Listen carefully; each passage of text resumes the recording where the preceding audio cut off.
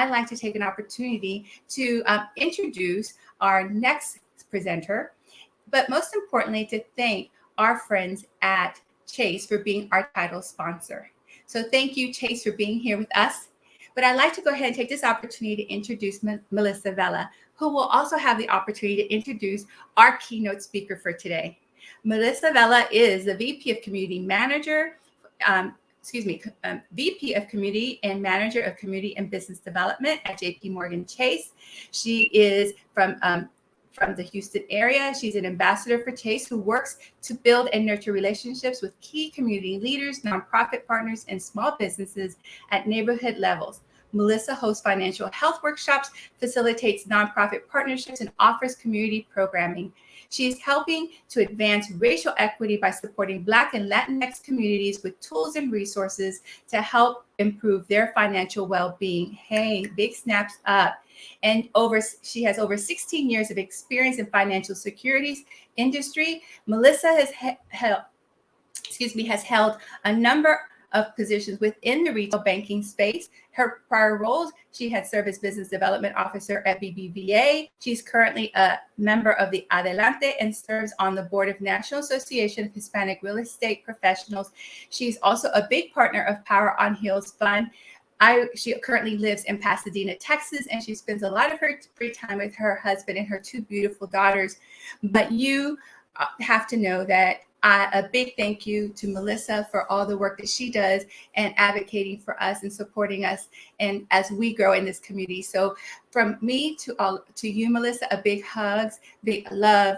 And I want you to know that I appreciate your efforts each and every day. But all of you, I have the honor of introducing once again, Melissa Vela. Oh my God, thank you. Guys, this conference has been amazing. Thank you for being here. I cannot tell you enough that Power on Heels has changed my life. So I'm a true testament of that. And so I'm just so honored to be here and congratulate you guys for being present today. I have the honor of introducing Angeles Valenciano. She's our keynote speaker today. Angeles serves as a Chief Executive Officer of the National Diversity Council, becoming the first female CEO of this major nonprofit. In this role, she continues to advance NDC's mission of fostering diversity, equity, and inclusion in the workplace. Ms. Valenciano is a seasoned strategist with more than 20 years of experience in human resources, primarily focused on diversity, organizational change, and development. Under her leadership, the annual Women in Leadership Symposium was created and is now a national and global event held in more than 30 states and several countries, including England, Mexico, Canada, and most recently in the United Arab Emirates. Angeles also used to work for JP Morgan Chase. She served in the capacity of leadership development consultant in our credit card services and organizational development. She also managed the strategic direction and execution of organizational-wide development process and diversity programs and initiatives. Okay, Angeles is the bomb. She also is charitable and civic affairs, a graduate of the Instituto Tecnológico de Estudios Superiores de San Luis Potosí, located in the city of San Luis Potosí, Mexico. And she holds a professional in human resources certificate from the University of Villanova. She also sits on the board of the Science, Engineering, and Technology at St. Mary's University in San Antonio. She's a strong advocate and chairs several committees for people with disabilities in the workplace. She's a proud ally for our LGBTQ community and is active with several chambers across the country. Ms. Valenciano lives in San Antonio, Texas with her sons. I am so proud to present to you Angeles Valenciano. Thank you so much, Melissa. What a wonderful introduction. Good morning to everyone. Muy buen día. Estoy tan feliz de estar con todos ustedes. I want to first thank Yvette for the generous invitation to join you as your keynote speaker. And I just can't say enough of the admiration that I now leave with for Laura, Victoria, and Valentina. These were some wonderful presentations, and I've been able to sit through the entire conference. Every time that I have the opportunity and the honor to share this stage and to speak to such an esteemed group of powerful women, well, it is a testament to the power of our voices coming together.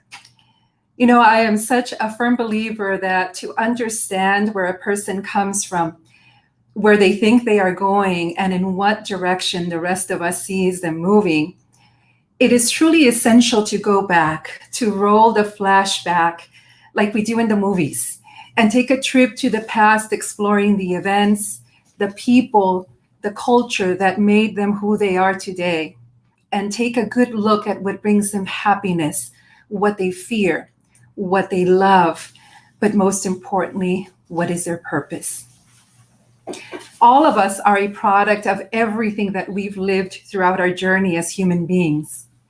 We become a package holding our history in the inside, stamped and labeled along the way.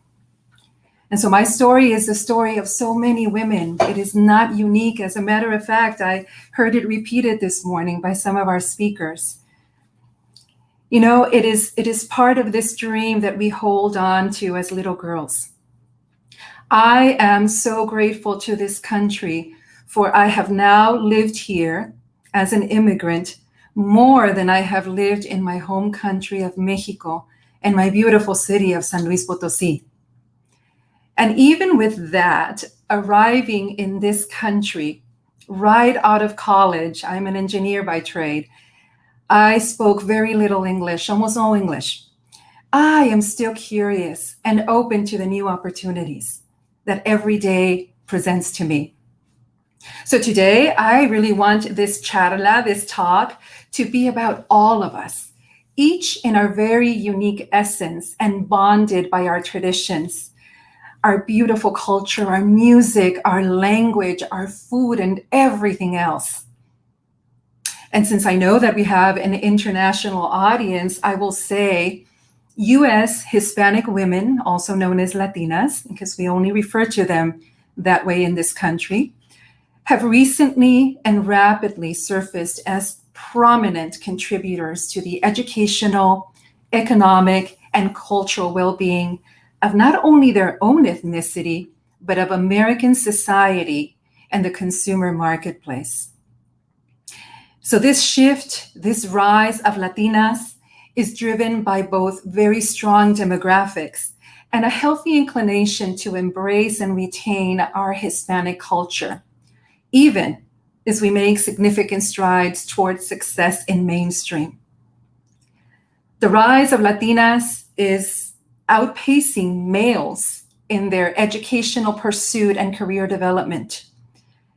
Overwhelmingly, we are becoming the decision makers in our household spending. And we have surpassed the proportion of non-Hispanic white families with children. And through the youth that we have and increased incomes, we have become a very attractive consumer segment who is being actively courted by marketers. And we see their intentions, and we know their intentions, and we understand why. Latinas are leading the shift and turning the tide in the middle, and let me explain that. As Latinas, we embrace our culture, and language is salient in that over the past decade, bilingual language proficiency has significantly increased with a proportion of Spanish dominance that has held very steady. Assimilation is not a word that defines our community. Integration is. Latinas are expanding their purchasing power. We are catching up very rapidly and exceeding Hispanic males and non-Hispanic females in the big ticket purchasing items such as homes, autos, and in the use of financial services. 86% of Latinas say they are the primary decision maker in their household, making them a pivotal point and market to the over 1.7 trillion purchasing power that we hold. Family needs are also reflected in the Latina shopping basket and in many categories. The consumer behavior of Latinas distinctively varies from that of other American females. Some of the high levels of purchasing by Latinas are associated with the needs of our larger families, and that's a great thing. Latinas cultivate connectivity. We love to connect, and it's not just chisme, well, maybe a little bit of that, but we love to connect. But we are focused on strong shifts toward an increasingly balanced bicultural understanding. Latinas are adopting and adapting all types of technology at a higher pace than any other US female. And in significant areas, Latinas are outpacing society in using technology for culturally centered social networking. Personal technology has found an ideal fit with Latinas because we are propense to being connected and we love to communicate and we want to investigate ways for improving our families' lives, our lives, and those of others.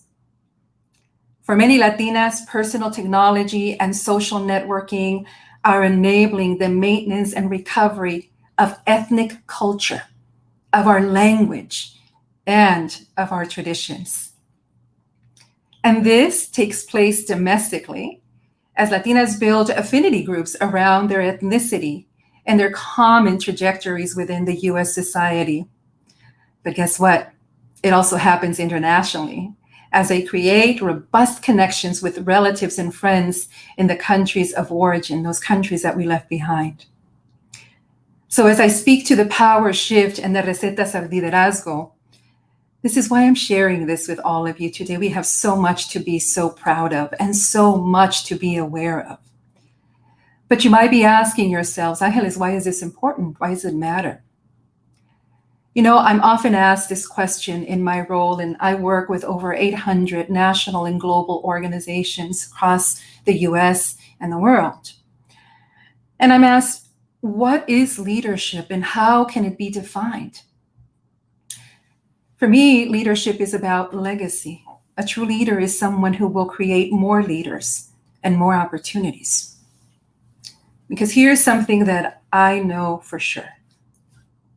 Obstacles or not, barriers or not, walls or not, Latinos, especially immigrants, as well as the new generation and those who preceded us in this struggle, have always found a way to move forward, to triumph, to conquer new summits, and to emerge victorious from all of the challenges that are put in front of us.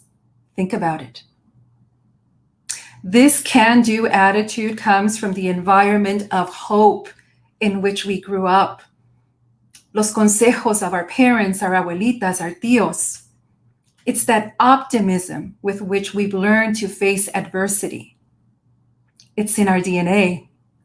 We know how to get to our goals using fewer resources and looking for original avenues. The harsh realities of our countries of origin have taught us to create new paths where there are none.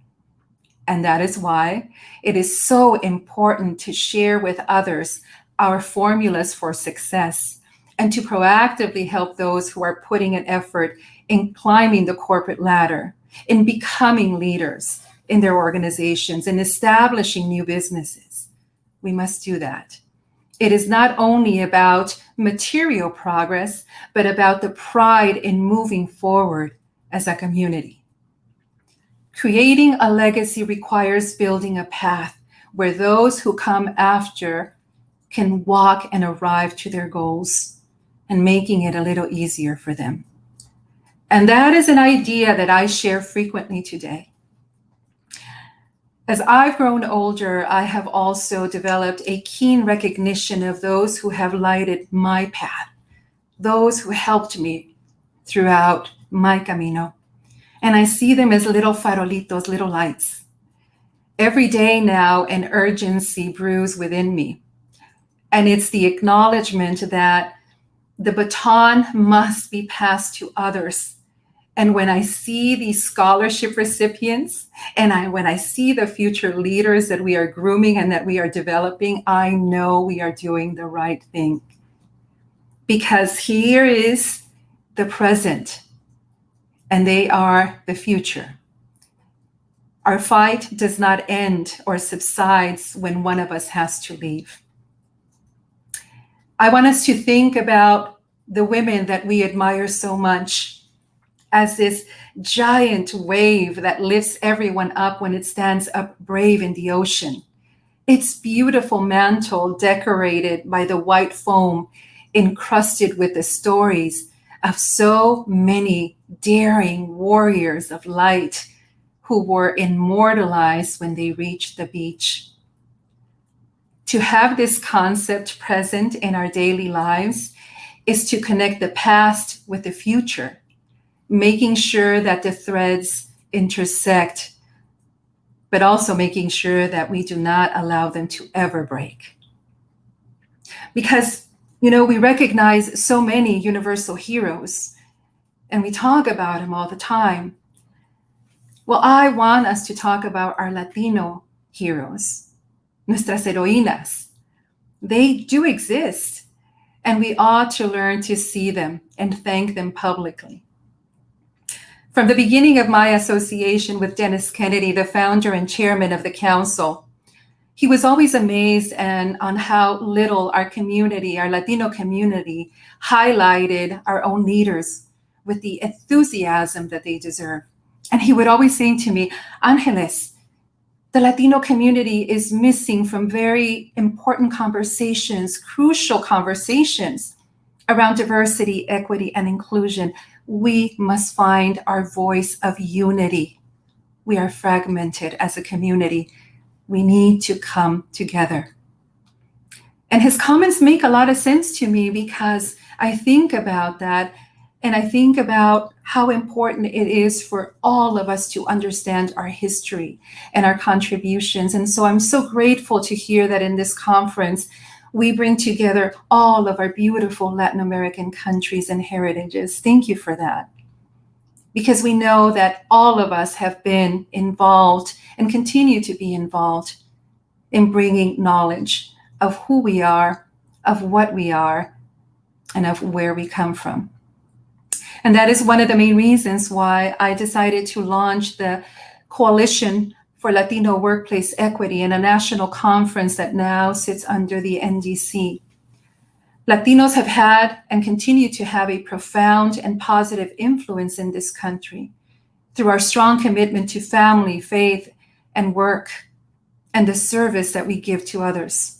We have enhanced and shaped the U.S.'s national character by adding these ingredients to it, and also adding centuries-old traditions that reflect the multi-ethnic and multicultural dimensions of our beautiful community. We all saw what the census told us. We are more than 60 million people. We are growing.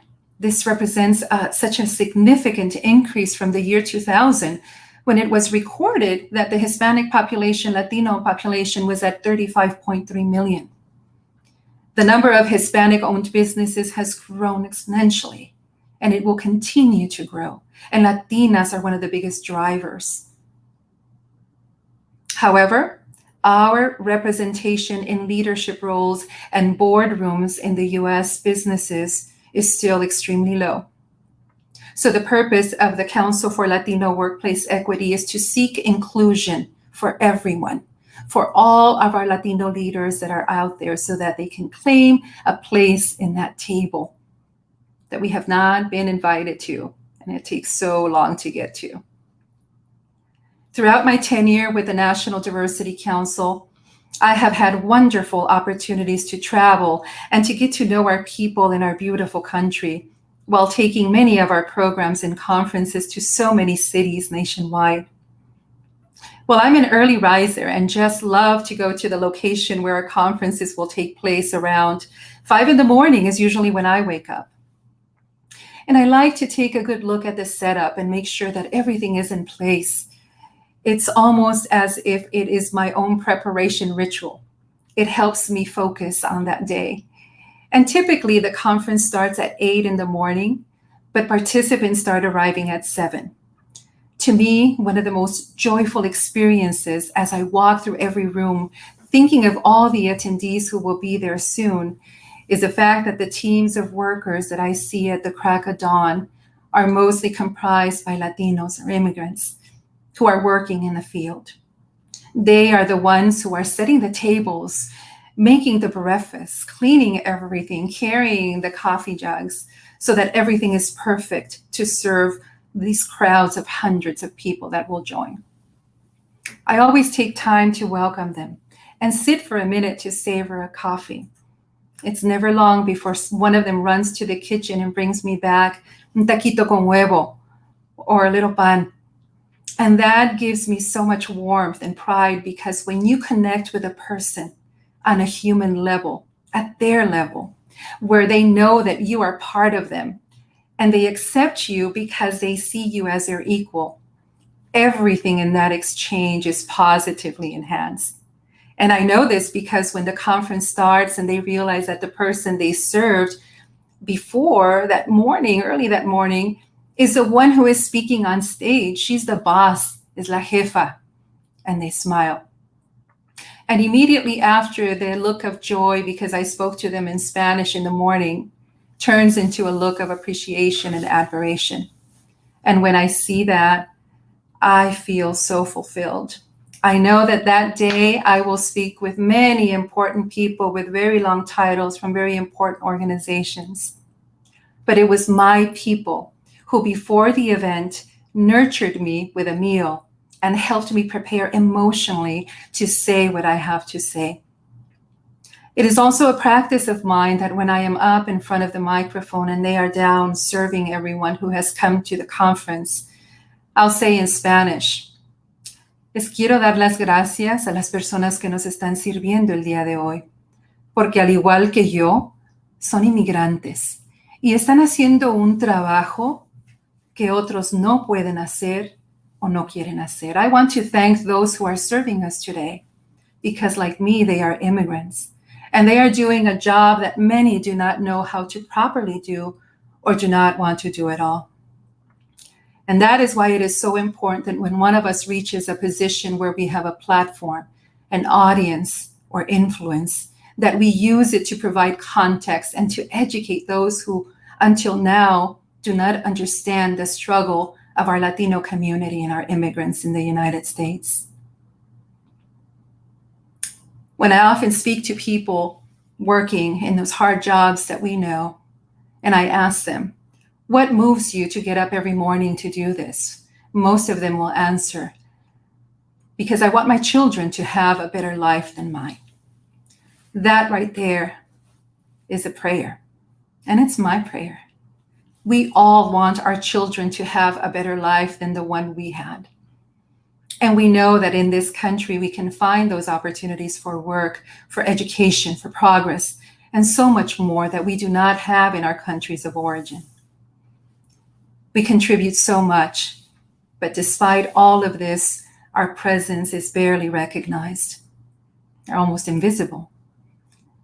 It's almost like the little working ants that do and move everything, but how often do we stop to recognize them? And so this is part of that conversation, and this is so important to me. A good leader leaves many leaders trained and ready to take the next step. And I say this because it should be the standard for each of us that when one of us exits from a leadership position, many more should be ready to step in. And it should be our responsibility to get them there, because we want them to be able to be there and to improve what we have done and to take it to greater heights. So these are, ideas that I carry very, very deep in my heart. In closing, I want to leave you with a moment, very magical, that happened to me in 2019, right before the pandemic hit. And never would I have known that this was going to happen. I travel 35 out of the 52 weeks of the year. I spend a lot of time doing that. But this moment allowed me to really find myself and the purpose to move forward. I write about it in my book, and it's a story about my oldest son, Tony, who is a tenor, loves music, and he was invited to sing with his school choir at Carnegie Hall. I was so proud and excited for him for this accomplishment that we decided to meet at the venue as he had rehearsal before the grand opening. As I walked those New York streets, remembering my time at JP Morgan Chase and the beautiful organization that I worked for, I was just in so much anticipation to meet with my son, mi querido hijo. I was very deep in my thoughts, trying to get there as fast as I could. And yes, with my 5-inch heels, of course. I finished crossing the streets, and as I was getting closer to the venue, I walked through a very well-known park in New York. Unexpectedly, the universe decided to teach me a lesson. And all of a sudden, as I was walking and crossing the street, I am in front of the statue of Don Benito Juárez Garcia, known as the Benemérito de las Américas. He was president of Mexico, and someone who in my childhood and my youth, I admired so much when reading about his countless contributions as a lawyer. He was the first president of indigenous origin, who with his tenacity and intellect became one of the greatest in the nation. Remembering one of his famous phrases, "The respect for the rights of others brings peace," I was filled with incredible emotion and joy. Because in that magical moment, all that was left for me to do was smile. It was then, by that I understood that our heroes, that our heroínas have always existed, and that we, all of us, are a continuation of them. That indigenous blood runs in my veins, and it will continue to run in the veins of many future generations.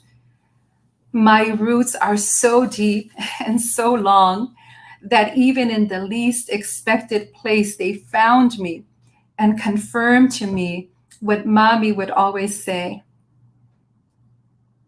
Hijita, it doesn't matter where you come from.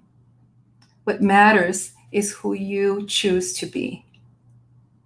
Therefore, the only way to advance, to progress, to leave a legacy, to continue to have purpose in what we do, is to expand who we are touching every day and to bring everyone together, because only together can we move forward and we can continue to rise. I want to thank you, Yvette, for your commitment, for your advocacy, for your true servant leadership. Boricua hermosa, fuerte, invencible. Thank you for showing the world what we are made of. Thank you for bringing us together. Thank you for giving me this space. Mil gracias. Thank you kindly. Oh, Angeles, thank you. Thank you for blessing us with such a powerful message. Ladies, let's clap, let's snap. Angeles, thank you for bringing this powerful message. I want to thank you for all the work that you do at the council, at the National Diversity Council, also this new Latino workforce equity group that you're putting together. Good luck with that. If we can help you in any way, please reach out to us. But I think you reminded us that we have to celebrate who we are today authentically, right? Que somos poderosas, somos mejor juntas, right? And I think that you reminded us again that we are powerful. We as a nation are 60 million strong. So I just want to thank you for this powerful message. Thank you for being the amazing Latina that you are. And I like to speak on behalf of our executive board, our members, and also our supporters and our sponsor today, CenterPoint Energy. We'd like to offer, award you and honor you with our Power Latina Award for 2021. Bravo. So thank you. Yay, bravo, bravo, bravo. Super And here excited. it is. Beautiful. Here it is, right here. One of my favorites now. Thank you so much. What an honor. And I am so grateful. Thank you for recognizing my work. Appreciate it so much. Mil gracias. Continue to be powerful. Thank you, Yvette. Take care, everyone. Thank you. And now a brief message from our title sponsor, Chase. Systemic barriers have created profound inequalities for Black and Hispanic communities, and the disproportionate effect of the pandemic made them worse. To lift our communities, we are helping drive economic inclusion and increase home ownership, access to affordable housing, entrepreneurship, and broader financial health. Our firm's $30 billion racial equity commitment includes helping 40,000 people become homeowners by the year 2026. We are also preserving affordable housing for renters and helping people refinance loans. We're providing an additional 15,000 loans to small businesses in majority Black and Latino communities and mentoring and supporting entrepreneurs. And we are increasing our spending with diverse suppliers and helping more companies get information and how to get certified. We're helping make banking more affordable and accessible for people through low-cost accounts, opening community center branches in neighborhoods that need it the most, and investing in minority-owned financial institutions. We've also committed to a more equitable and representative workforce by developing a diverse talent pipeline for people at all career levels. This is just the beginning. We are on the path to help drive inclusive growth in communities for a stronger, equitable, and sustainable economy for all. At JPMorgan Chase, we're committed to helping close the racial wealth gap.